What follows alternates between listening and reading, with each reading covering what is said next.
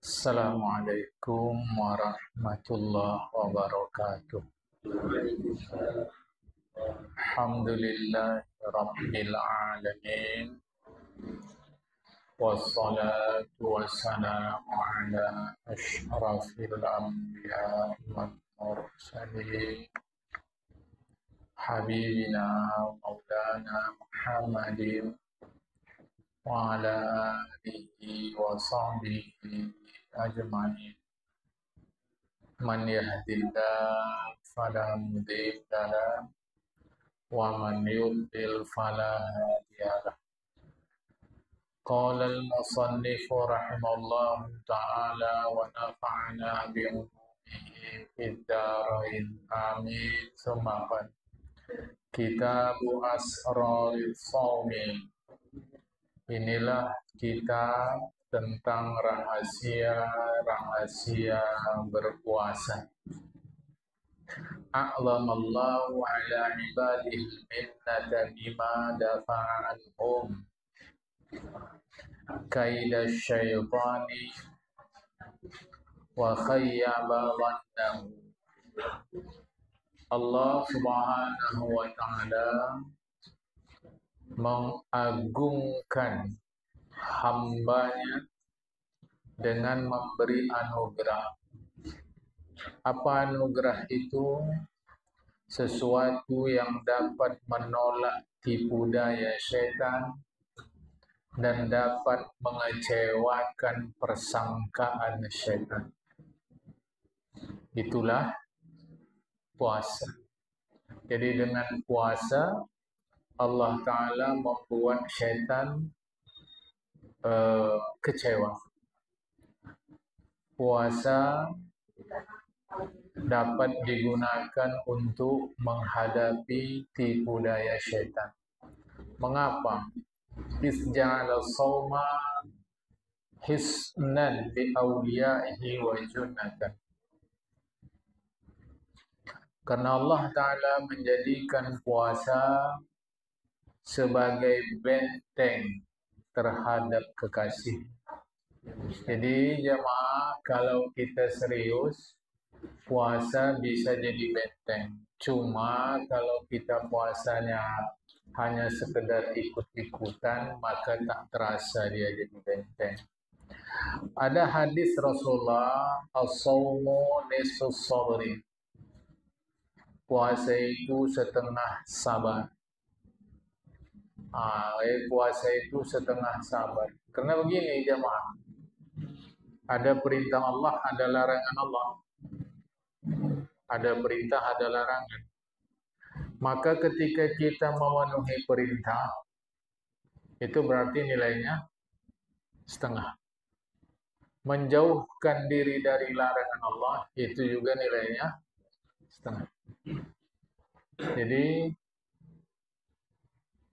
disebut setengah karena perintah satu bahagian dari dua, yaitu perintah dan larangan.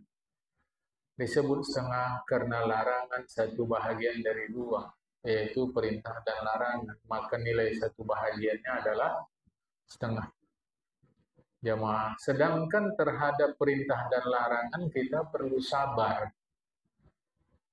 Sabar mengikut perintah Allah, sabar dari larangan Allah. Cuma di masyarakat kita sabar ini salah paham.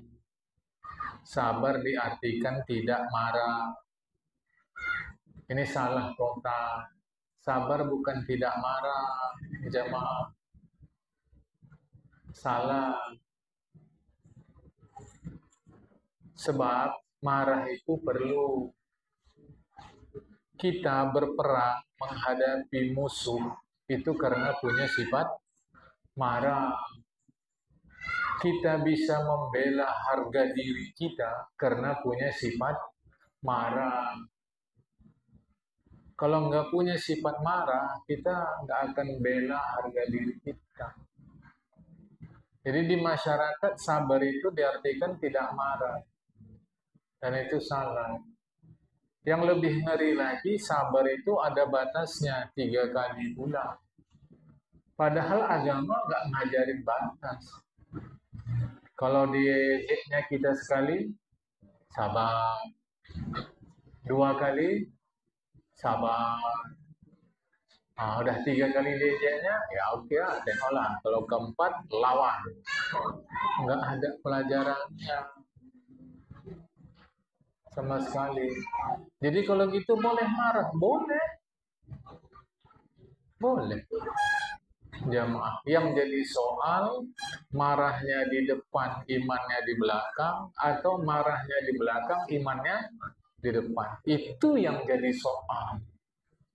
Kalau marahnya di depan, imannya di belakang, berarti dia dibimbing oleh setan, dia salah. Tapi kalau imannya di depan, marahnya di belakang, ini dibimbing oleh agama.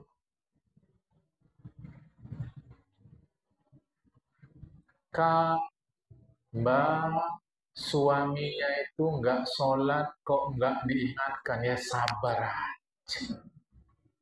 Nanti kalau masanya sholat, datang hidayah, ya sholat. Clear. Bang, itu istrinya keluar, nggak tutup aurat kok nggak dimarah, ya sabar aja. Bukan, ya harus marah. Tapi karena marahnya di belakang, imannya di depan, cara negur suaminya beda, cara negur istrinya pun beda. Jadi sebab memenuhi perintah Allah itu, ketika kita memenuhi perintah Allah itu disebut sabar. Ketika kita menjauhi larangan Allah juga disebut sabar. Maka puasa memenuhi perintah Allah disebut setengah sabar. Kalau gitu apa sabar mudahnya? Tepat bersikap. Itulah sabar. Sabar itu tepat kita bersikap. Jamaah. Ngantuk, tidur. Jangan pas ngantuk, makan. Lapar, makan. Inilah sabar. Ini sabar, jamaah. Ngantuk, tidur. Lapar, makan. Jamaah. Dan kita sudah punya sifat sabar. Tapi sayang, kadang sabar kita itu tidak kita kembangkan. Mungkin saya salah. Tapi sepenglihatan saya, tidur paling enak itu ketika dekat sholat subuh. Biasanya yang payah-payah tidur pun kalau dekat subuh, tidur itu. Tetapi enak-enaknya kita subuh tidur, kita teruskan tidur atau sholat? Kita lah jamaah. Kita tinggalkan tidur, kita pergi sholat. Tepat bersikap saat itu, yaitu sholat. Inilah sabar. Ini sabar. Kita sedang ngaji. Jamaah ini sedang ngaji. Sedang ngaji ini, yang tepat dengerin ngaji atau tidur?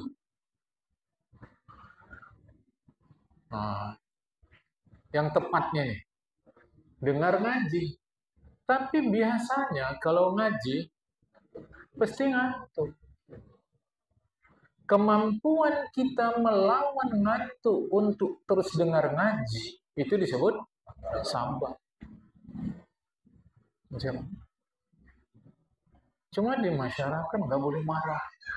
Lah kita lewat, ganggu juga, enggak, negor enggak, apa enggak. Tiba-tiba induk ayam kepakkannya sayapnya, macam mau dikejarnya kita karena dia menjaga anaknya. Pertanyaan, bisa nggak dia menjaga anaknya itu kalau nggak punya sifat sabar? Sorry. Bisa nggak dia menjaga anaknya kalau nggak punya sifat marah? Nggak bisa. Jadi kita menjaga harga diri kita, harga diri keluarga kita, harga diri anak kita itu karena punya sifat marah. Marah yang tepat itulah sabar. Tahu di dalam masyarakat sabar nggak boleh marah. Orang marah nggak disayang Tuhan. Loh, orang pergi perang itu marah apa enggak? Marah. Mana ada orang pergi perang senyum? Apalagi jumpa musuh. Musuh ya? Nggak ada. Nggak ada. Pergi perang cuma dua. Nah, pergi perang cuma dua. Kalau nggak membunuh, ya dibunuh. Masa waktu perang jumpa musuh, musuhnya digeliti? Musuh ya? Nggak ada. Lah orang bunuh marah tidak? Marah. Siapa manusia paling sabar? Menurut kita orang Islam. Rasulullah Muhammad SAW. Tengok nih, salah paham kita tentang sabar. Manusia paling sabar adalah Rasulullah. Tapi Rasulullah juga pergi perang. Sedangkan orang pergi perang itu mesti marah. Lah ini kan berlawanan. Kita katakan Rasulullah paling sabar, sementara Rasulullah pergi perang. Sedangkan perang itu marah. Lah kita katakan sabar berarti tidak marah. Lah ini kok nggak cocok? Nggak cocok pada diri Rasulullah. Jamaah. Maka sabar itu tepat dalam bersikap. Sabar, marahnya di belakang, imannya di depan. Jamaah. Nah, ini diingat. Macam dibilang orang apa? Kepala panas hati dingin atau hati panas kepala dingin? Kepala panas hati dingin. Itulah yang dimaksud sabar. Kepala panas, marah, hati dingin, iman di depan. Itulah sabar. Jamaah. Oke. Nah, puasa itu setengah sabar. Karena ada perintah, ada larangan. Jamaah. Memenuhi perintah, sabar. Menjauhi larangan juga disebut sabar. Sedangkan puasa memenuhi perintah, maka dia setengah sabar. Allah Ta'ala berfirman. Surat Az-Zumar ayat 10. Bismillahirrahmanirrahim. Innama yuwaffas sabiruna ajrahum bighairi hisab.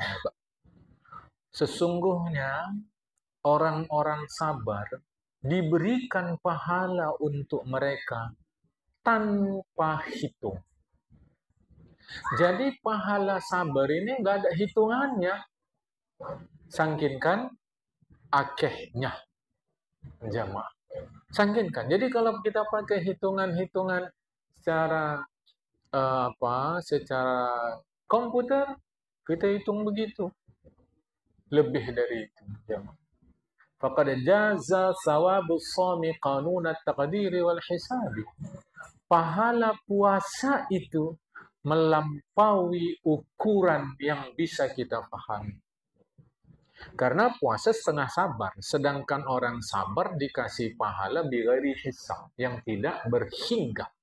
Maka berarti puasa sabar luar biasa. Jamaah. Wa nahika fi ma'rifati fadlihi, cukuplah untuk mengetahui keutamaan puasa itu firman hadis Rasulullah Muhammad SAW. Jamaah. Hadis sahih riwayat Imam Bukhari Muslim. Saya baca terjemahannya untuk hemat waktu kita. Demi Allah yang jiwaku berada di dalam tangannya. Aroma mulut orang berpuasa lebih baik di sisi Allah, lebih wangi, athyab, lebih wangi di sisi Allah daripada aroma minyak kasturi. Di kita ada juga dijual itu, minyak wangi kasturi. Itu nama aja, jemaah. Kalau kasturi yang sebenar itu berasal dari darah kijang tua yang alami. Jadi kijang dari dekat bagian bawah itu jamaah, bagian belakang lah kalau dia begini, bagian belakang mengarah ke ekor itu kalau yang sudah tua keluar gumpalan-gumpalan darah sebesar kerikil biasanya, itu diambil dibiarkan. Tanpa diapa-apain itu akan berubah dengan sendirinya menjadi minyak wangi kasturi. Minyak wangi paling wangi. Jamaah. Jadi bukan olahan pabrik. Wangi sekali. Jamaah. Bukan wanginya apa ya? Pekat gitu. Ini begitu tidak, slow wanginya. Nah, aroma mulut orang puasa lebih wangi di sisi Allah, bukan di sisi manusia. Di sisi manusia, wah,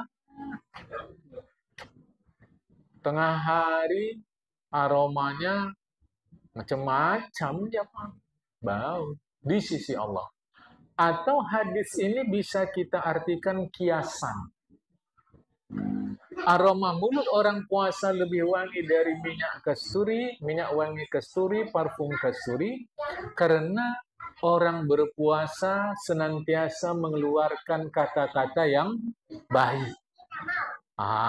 Jamaah. Orang berpuasa mengeluarkan kata-kata yang baik. Maka itu lebih baik, lebih wangi di sisi Allah dari aroma minyak kasturi.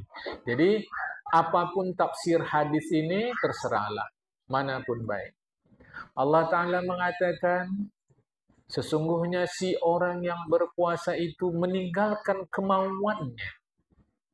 Meninggalkan makannya karena aku. Secara khusus Allah sebut, puasa itu untukku, aku yang membalas. Padahal ibadah-ibadah yang lain pun dibalas oleh Allah Ta'ala. Tapi puasa secara khusus Allah sebut, aku yang balas. Menunjukkan tingginya nilai, status, kedudukan puasa di sisi Allah Ta'ala. Wa huwa ma'udun biliqa'illahi ta'ala fi jazai shaumihim. Orang berpuasa itu dijanjikan bertemu Allah sebagai balasan puasa. Kita dijanjikan oleh presiden akan bertemu dengan beliau.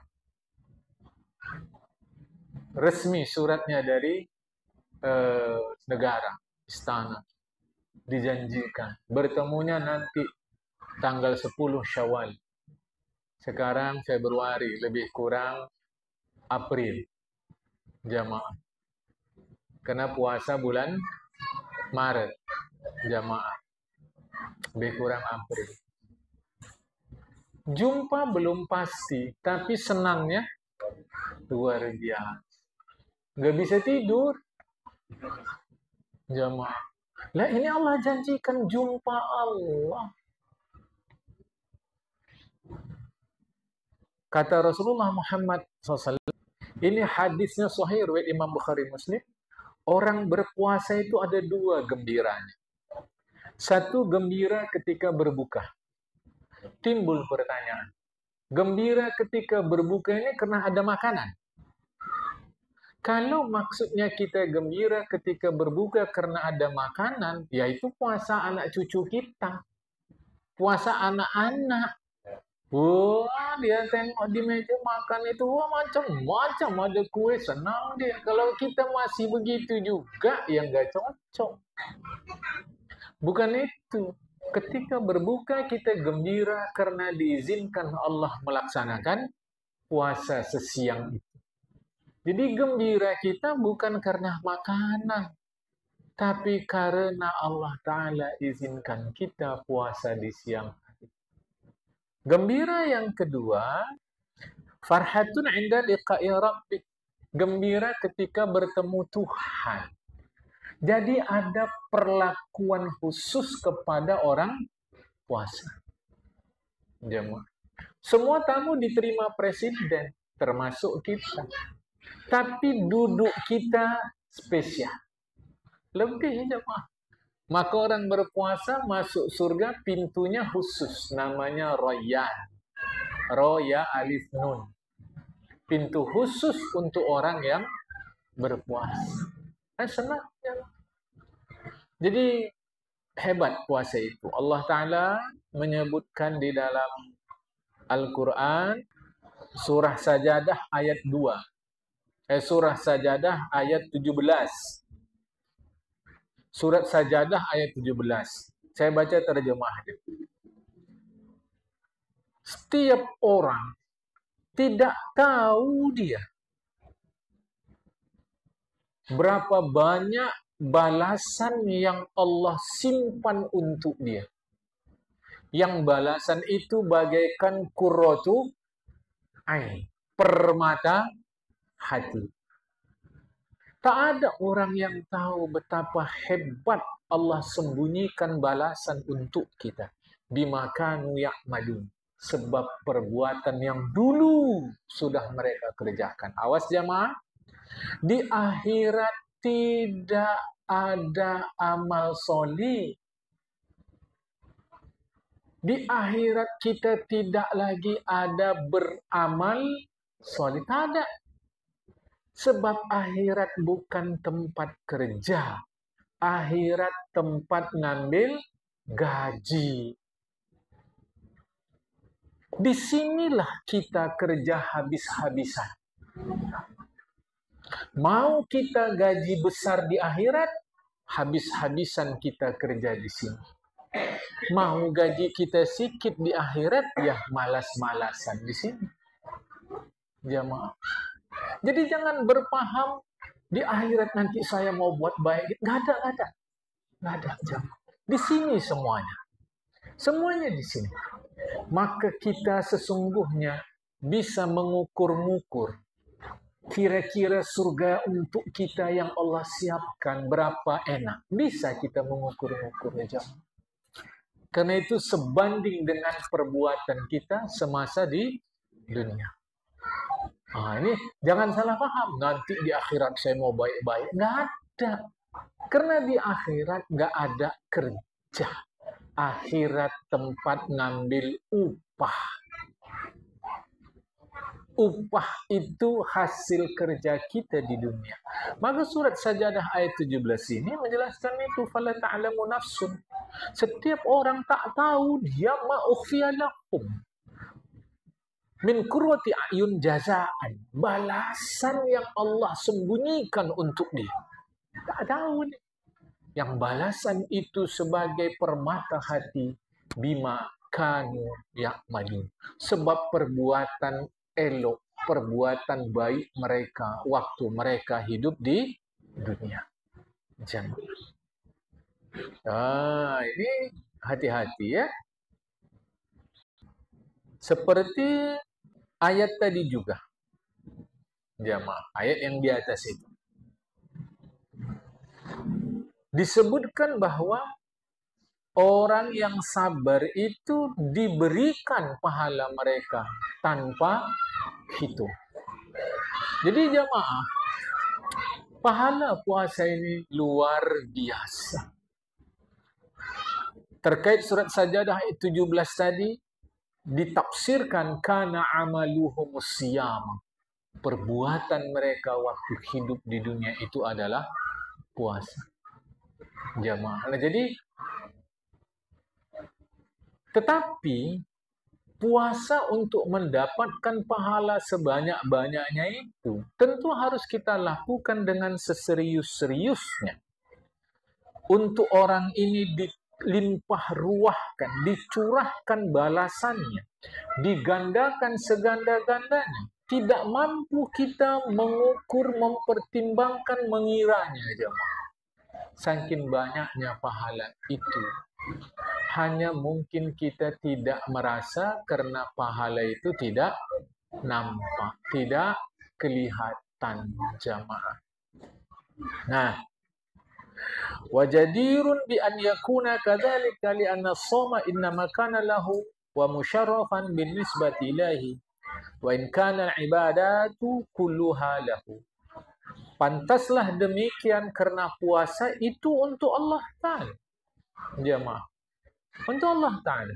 Sekalipun, maksudnya gini jamaah, pahala puasa itu khusus menjadi perhatian Allah Ta'ala. Sekalipun kita semuanya beribadah karena Allah, tapi puasa ada khusus. Mengapa? Mengapa puasa mendapat perlakuan khusus? Karena dua sebab. Satu, anna shoma kafun wa tarkun wa fi nafsi sirrun laysa fi amalin musyahad. Karena puasa itu sifatnya adalah pengendalian secara rahasia yang tidak diketahui, disaksikan orang. Jadi puasa itu nomor satu, mengapa dia mendapat tempat yang tinggi? Sebab dia adalah pengendalian secara rahasia yang orang nggak tahu. Jemaah, kita mengendalikan marah, mengendalikan haus, mengendalikan lapar, mengendalikan macam-macam. Secara rahasia orang nggak tahu. Kalau sholat, orang tahu. Nampak orang kita sholat atau enggak. Puasa tak nampak. Jemaah, puasa tak nampak. Ini satu yang menyebabkan puasa itu lebih. Nanti ada yang kedua. Wa jami'u ta'ati bimashhadin minal khalqi wa mar'an. Seluruh kepatuhan kita kepada Allah dilihat orang. Apalagi cara zaman sekarang. Ibadah haji. Ibadah haji itu jemaah. Padahal kita 10 tahun lagi, kalau ikut daftar tunggu, 10 tahun lagi kita tunaikan ibadah haji. Sekarang orang sudah tahu. Tapi kita puasa, siapa yang tahu? Tak ada yang tahu. Kadang-kadang saking inginnya kita orang tahu kita puasa, kita bilang itu. Dari mana Pak? Ini sore-sore cari bukaan. Saya puasa Senin Kemis. Dia ngomong jemaah supaya orang tahu. Tapi kalau sholat dari mana Pak? Tadi saya sholat maghrib, yang nggak perlu orang nampak. Bahkan contoh tadi haji yang 10 tahun akan datang, sekarang pun orang tahu. Wassaumul la yarillahu azza wa jalla fa innahu amalu fil waqti bisabril mujarrid. Sedangkan puasa hanya Allah yang nampak. Itu adalah ibadah dalaman. Semata-mata perlu pengendalian. Itulah sabar. Pengendalian yang secara rahasia orang nggak nampak. Lah yang kedua, mengapa puasa lebih? Annahu qahrun li'aduwillahi azza wa jalla fa inna wasilata syaitani syahawatu bainama taqwa bil akli wasyurbi. Puasa itu adalah tindakan menghadapi musuh Allah. Sebab jalan syaitan merusak kita melalui kemauan. Kemauan itulah bahasa Arabnya syahwat. Jadi jalan syaitan merusak kita melalui kemauan. Kemauan itu bahasa Arabnya syahwat. Lah kemauan itu bisa berkobar-kobar dia kalau banyak makan, banyak minum. Penjelasan saya berikut yang mudah, jamaah. Contohnya gini aja lah. Lebih kuat mana kita berantem waktu kenyang, waktu lapar? Kalau lapar mana berantem lagi, jamaah? Lemah saja. Lainlah kalau sedang marah. Kalau sedang marah, wah, kuat kita. Jadi makan minum ini itu bisa merangsang syahwat, merangsang kemauan kita untuk melakukan hal-hal yang dilarang.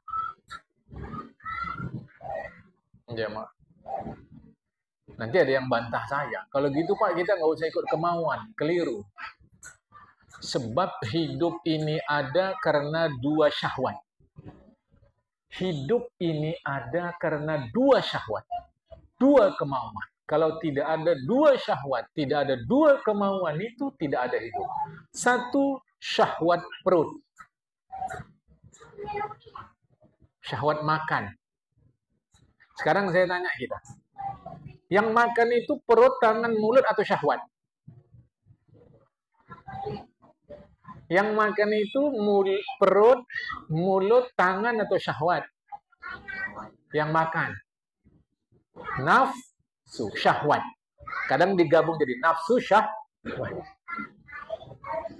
Makanya kan, oh ini kau baru sakit, alhamdulillah sekarang sudah sembuh. Makan ini supaya ada nafsu makan. Jadi yang makan bukan mulut, bukan perut, bukan tangan, tapi syahwat. Jamaah, syahwat. Sedangkan hidup tidak ada kalau tanpa makan. Maka mengikuti syahwat, mengikuti keinginan, kok tadi katanya dilarang, nggak boleh, itu jalan setan. Lah karena syahwat, jalan setan merusak kita, sedangkan makan itu mengikut syahwat, dan makan itulah buat kita hidup, maka agama menjelaskan aturan makan.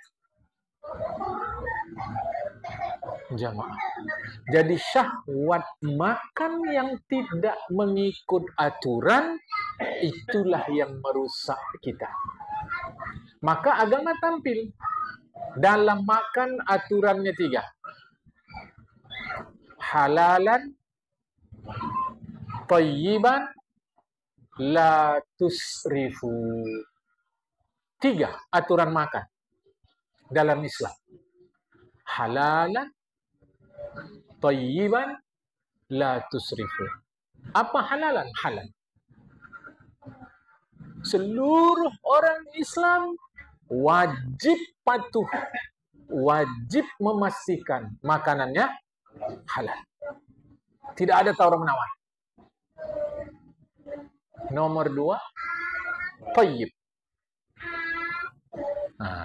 Thayyib. Thayyib artinya baik.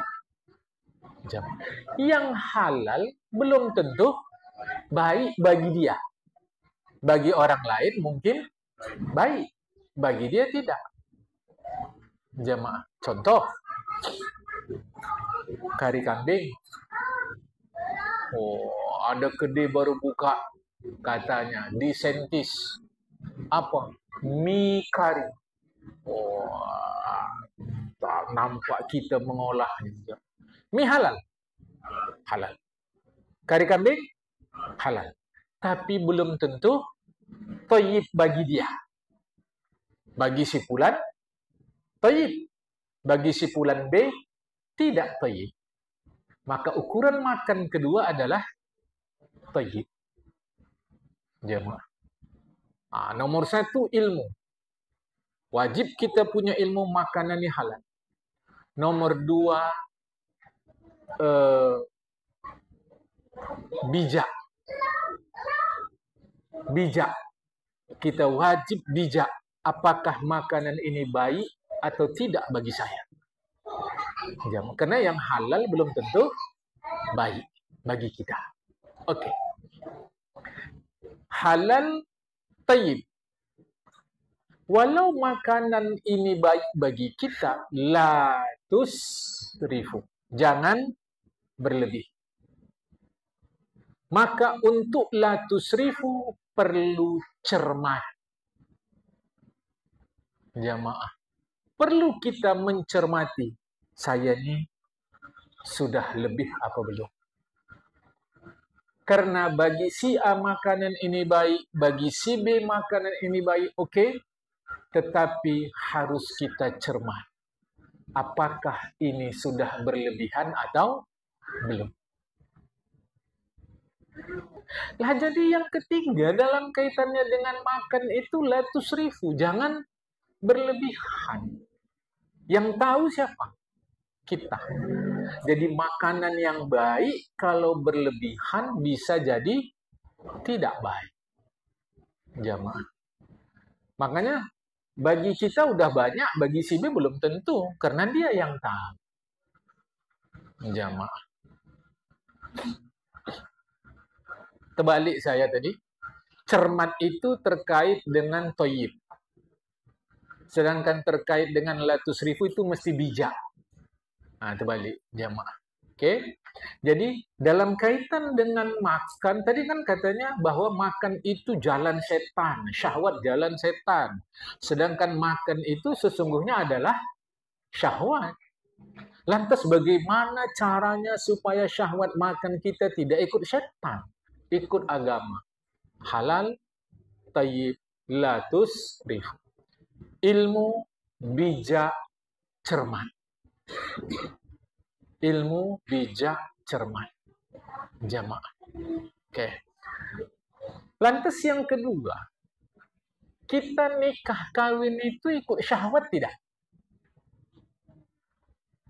Karena nggak ada, kita ini nggak akan ada kalau tidak ada syahwat nikah kawin. Sedangkan syahwat jalan setan merusak kita. Lantas bagaimana kita nikah kawin yang bersyahwat itu supaya tidak ikut setan, ikut aturan agama? Nikah itu begini, begini, begini. Rukunnya begini, begini, begini. Aturannya begini, begini. Jadi jamaah yang dikasih oleh Allah Ta'ala, berpuasa itu ketika kita mengalahkan musuh kita, musuh Allah Ta'ala, itulah setan, jalannya syahwat. Sedangkan puasa mengendalikan syahwat. Syahwat perut, syahwat sejengkal di bawah perut. Syahwat makan dikendalikan, syahwat kelamin pun dikendalikan. Wa fi qam'i aduwillah nusratullah subhanahu wa ta'ala. Dalam kita bertindak keras terhadap iblis, itu sesungguhnya bahasa kiasannya membantu menyebarluaskan ajaran Allah Ta'ala. Jamaah. Makanya puasa kita, tapi gini, puasa kita banyak gagal. Karena puasa kita tidak mengendalikan syahwat, tetapi menunda syahwat. Bukan kita kendalikan, tapi kita tunda. Apa buktinya? Waktu sebelum buka puasa, macam-macam kue di meja. Macam-macam kue. Macam-macam minuman ada di meja.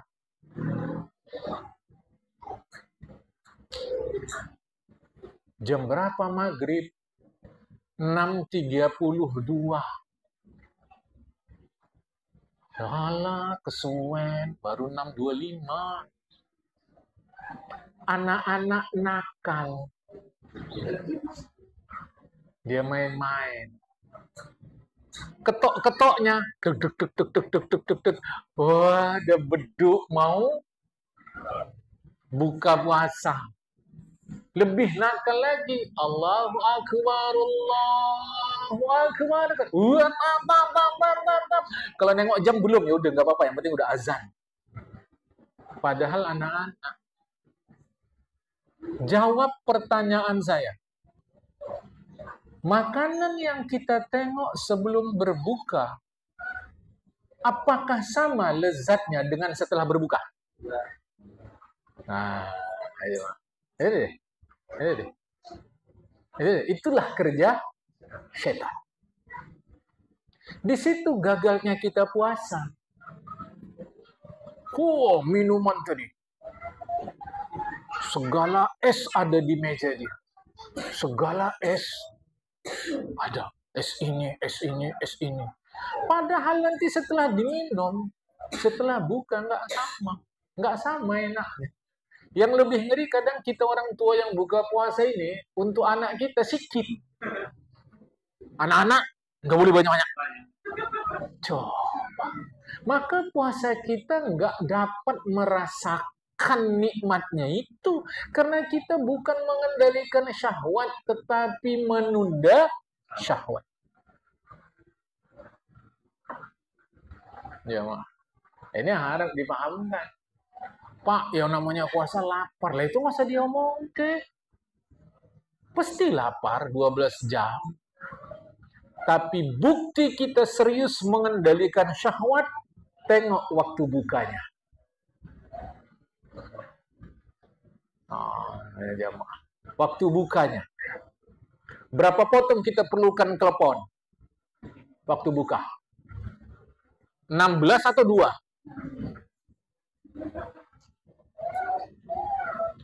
Berapa teguk kita perlu minum? Jamaah. 1. Yang kita perlukan air hangat atau es? Coba waktu buka itu, jamaah. Itu bisa jadi ukuran kita sendiri. Sesungguhnya kita mengendalikan syahwat dengan berpuasa ini atau menunda syahwat.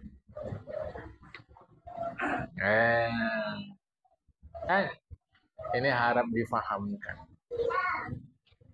Jadi orang yang membantu menyebarluaskan agama Allah Ta'ala, dia berada di dalam pertolongan Allah Ta'ala. Perhatikan surat Muhammad ayat 7. Surat Muhammad ayat 7. Bismillahirrahmanirrahim. In tansurullaha yansurkum wa yusabbit aqdamakum. Jika kalian bantu menyebarluaskan agama Allah, Allah akan bantu kalian, Allah akan kokoh kuatkan tumit-tumit kalian. Ini harap difahamkan. Maka berpuasa itu menjadi hebat karena kita mengendalikan syahwat. Tetapi yang menyedihkan justru pengeluaran makin besar di bulan puasa, bulan Ramadan. Artinya orang Islam berpuasa bukan mengendalikan syahwat, malah memperturutkan selera. Makanya puasa kita nggak rasa nikmat. Puasa kita gitu-gitu aja, jemaah. Ini keliru. Kalau begini cara kita berpuasa mengendalikan syahwat makan, mengendalikan syahwat kelamin, maka betullah puasa itu adalah pintu ibadah. Betullah puasa itu adalah pelindung. Perhatikan jemaah. Tadi disebut puasa itu setengah sabar. Tahu-tahu ada pelajarannya. Bulan puasa nggak boleh marah. Artinya di luar bulan puasa boleh marah. Kan lucu. Ini bulan puasa, jangan marah. Kalau gitu di luar bulan puasa boleh marah. Lah sedangkan Nabi Muhammad berperang di bulan puasa. Berperang. Sedang puasa-puasa, haus lapar, berperang. Lah orang berpuasa itu mengendalikan marah. Berperang, marah. Lah ini macam mana nih? Kok nggak cocok? Itulah kita kata tadi, marahnya di belakang, imannya di depan. Jadi kalau gitu bulan puasa boleh marah, Pak? Ya boleh. Imannya di belakang, imannya di depan, marahnya di belakang.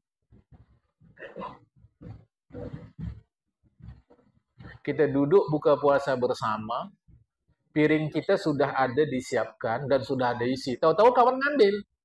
Begitu diambil, jangan marah. Jangan marah. Coba. Lah ini kan jadinya ngapusi. Lah boleh marah. Boleh. Lah Nabi sendiri marah di bulan puasa. Yang dilarang dalam hadis itu bukan marah seperti itu. Tetapi maksudnya adalah marah di depan, iman di belakang. Jadi marahnya itu nggak berketentuan. Itu dilarang. Wa idza 'azumat fadilatu ila hadzal hadd fala budda min bain asyuruti zahir wal batin bi dzikri arkan wa sunnah wa syurutil batinah. Begitu hebatnya puasa ini jamaah, maka ada syarat-syaratnya. Secara luar ada syarat-syaratnya, secara dalam pun ada syarat-syaratnya, ada rukunnya, ada sunatnya dan seterusnya. Adapun kewajiban secara zahir terhadap puasa itu ada 6. Ini saya singkatkan karena nomor 1 kita sudah dibantu oleh pemerintah melalui pengumuman. Nomor 1 syaratnya adalah memperhatikan awal bulan Ramadan. Ini nggak ada lagi sama kita karena sudah dibantu oleh pemerintah. Jadi kita tinggal tunggu pengumuman jemaah. Memang Pak, kata pemerintah puasa tanggal sekian. Tetapi Ustadz dekat kami katanya tanggal sekian. Beda Pak, pulang pada kita. Kita ikut Ustadz kita yang kita percaya atau pemerintah. Manapun boleh. Yang lucu nanti kita puasa ikut Ustadznya kena lebih lama dari pemerintah. Misalkan pemerintah tanggal 3, Ustadznya tanggal 4, ikut Ustadznya. Tapi rayanya ikut pemerintah, kena rayanya lebih cepat, Ustadznya lebih lambat. Nah, ini sama, ngapusi lagi nih jamaah. Oh boleh Pak, saya nggak ikut pemerintah, tapi ikut Ustadz saya. Boleh, tapi jangan jadi kacau nanti di masyarakat, difitnah pemerintah, jangan. Nah, kita mau ikut pemerintah silakan, mau ikut Ustadz yang kita, asalkan caranya yang dibenarkan oleh agama. Nah, cara mengetahuinya itu, tahu-tahu nanti ustadznya membentangkan serban, ditengok ustadznya di serban. Wah, besok kita puasa. Saya ikut ustadz saya Pak, karena udah tahu nampak di serban dia ada, nggak jadi ya Pak. Oh tapi ustadz saya alim kali itu Pak. Wah luar biasa ilmunya Pak. Lama dia tinggal di Arab. Unta lebih lama lagi tinggal di Arab dari gurumu. Kita jangan mudah-mudah terpesona sama penampilan. Karena makin kebelakangan ini banyak kali orang suka jadi ustadz jamaah. Ya, ini mau hati-hati. Nah, ini nomor 1 saya tak ceritakan lagi sebab kita sudah dibantu oleh pemerintah. Jadi kalau mau ikut pemerintah silakan. Yang kedua niat. Di dalam mazhab Imam Syafi'i, niat itu setiap malam. Bukan mesti habis tarawih. Kan biasa ada Bilal, in wasyama rahimakumullah, nawaitu sama ghadin an ada'i fardhi syahri Ramadan hadisa lillahi ta'ala. Amin. Kata terserahlah. Bukan mesti. Asalkan malam boleh berniat. Dimulai malam dengan masuknya waktu sholat maghrib. Berakhir malam dengan masuk waktu sholat subuh. Maka begitu terbenam matahari boleh berniat. Pak, saya pernah dengar katanya boleh niat sekali aja untuk sebulan. Ya, mazhab Imam Maliki. Jadi berniatnya sekali aja malam itu untuk sepenuh bulan. Sengaja aku puasa sepenuh bulan Ramadan. Boleh? Boleh. Takutnya Pak kalau setiap malam lupa. Jadi saya buat pas malam pertama, niat di dalam hati. Sengaja aku puasa sepenuh bulan Ramadan. Tak sebut bulan pun tak apa. Boleh. Lah, saya udah niat puasa sebulan, Pak. Hari ke-22 nggak puasa. Batal. Padahal saya sudah berhenti haid cara perempuan. Laki-laki kan tak ada haid. Jalan terus. Nah ini macam mana? Ya sudah, nggak usah puasa dulu 2-3 hari. Berarti, katalah ini sudah hari ke-22, hari 23-24 nggak puasa. Hari 25 masih sanggup puasa. Sanggup. Lah niatnya macam mana? Sedangkan tadi sudah sebulan diputus oleh 2 hari. Maka setiap malam sampai akhir Ramadan wajib berniat. Dapat paham nih? Jemaah, malam pertama niat sepenuh bulan, di tengah bulan terhalang nggak puasa. Apapun sebabnya lah. Katalah untuk contoh mudahnya 1 hari nggak puasa. Lantas besoknya mau puasa lagi macam mana? Karena niatnya sebulan sudah dibatalkan 1 hari, maka setiap malam setelah itu wajib berniat. Madhab Imam Malik. Sedangkan kita madhab Imam Syafi'i. Bolehkah pakai madhab Imam Malik? Boleh. Ya, yang lebih longgar madhab Imam Abu Hanifah. Niat puasanya boleh siang hari sampai sebelum sholat zuhur. Itu madhab Imam Abu Hanifah. Lupa niat malam, boleh niat siang sampai sebelum zuhur. Syaratnya dari mulai masuk subuh tidak melakukan makan, minum, berhubungan, semua tidak. Macam orang puasa. Aduh, tadi malam aku lupa niat. Niatnya siang jam 10 mungkin. Mazhab Imam Abu Hanifah boleh. Jadi yang kedua adalah niat. Yang ketiga, menahan. Menahanlah jemaah.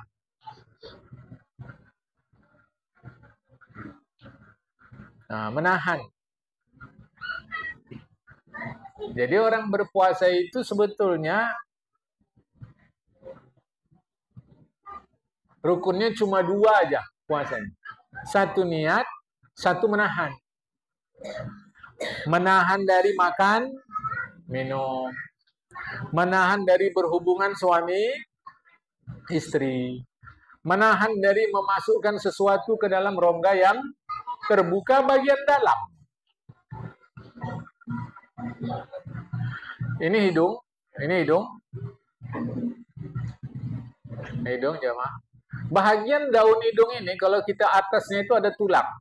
Ini terasa nih, jemaah. Dari mulai tulang ke bawah itu disebut bahagian luar. Dari mulai tulang ke atas itu bahagian dalam. Bahagian luar namanya anfun. Bahagian dalam namanya khayshum. Jadi bolehkah kita korek hidung? Boleh.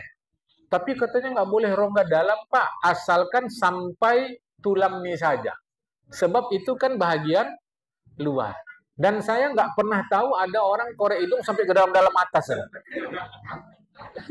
Nggak ada, jemaah. Nggak ada itu. Maka korek hidung boleh. Pak, nggak boleh masukkan ke rongga terbuka. Jadi batal puasa? Tidak. Dari mulai pangkal tenggorokan ke dalam, itu disebut dalam. Pangkal keluar disebut luar. Jadi kalau tangan kita masuk ke mulut, tidak batal puasa. Jamaah. Ini harap difahamkan. Jadi menahan. Menahan dari berhubung, menahan dari makan, menahan dari minum, menahan. Jadi ringkasnya gini. Menahan dari hal-hal yang membatalkan puasa. Jadi puasa rukun cuma 2. Niat dan menahan. Gitu jamaah. Ya. Ini supaya jangan keliru. Malam ini sampai sini dulu. Insya Allah malam Ahad akan datang. Kita cerita terkait orang puasa ini. Ada namanya maqadha. Ada namanya kafarot. Kafarot itu sanksi. Ada namanya fidyah. Siapa nih yang maqadha? Siapa yang kena kafarot? Siapa yang bayar fidyah? Ada pula nanti orang puasa ini begini jamaah. Dia tidak berpuasa, tapi wajib seperti orang berpuasa. Itu siapa pula? Insya Allah itu dalam malam Ahad depan. Selepas ini kalau ada soal jawab silahkan, jangan pendem-pendem jamaah. Sebab ini agama kita, amalan agama kita. Malam ini sampai sini dulu. Assalamualaikum warahmatullahi wabarakatuh.